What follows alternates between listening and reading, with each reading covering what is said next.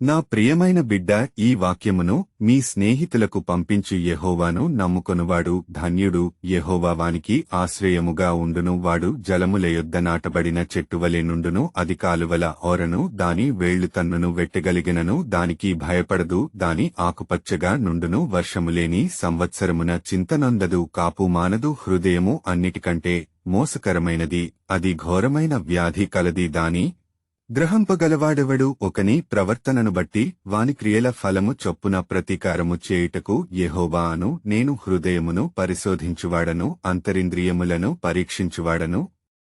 న్యాయవిరోధముగా ఆస్తి సంపాదించుకొను వాడు తాను పెట్టని గుడ్లను పొదుగు కాజు పిట్టవలెనున్నాడు. సగము ప్రాయములో వాడు దానిని వెడవవలసి వచ్చును. అట్టివాడు కడపట వాటిని విడుచుచు అవివేకిగా కనపడును. యిర్మీయా గ్రంథము 17వ అధ్యాయము 7 నుంచి 11వ వచనము వరకు. ఆమెన్.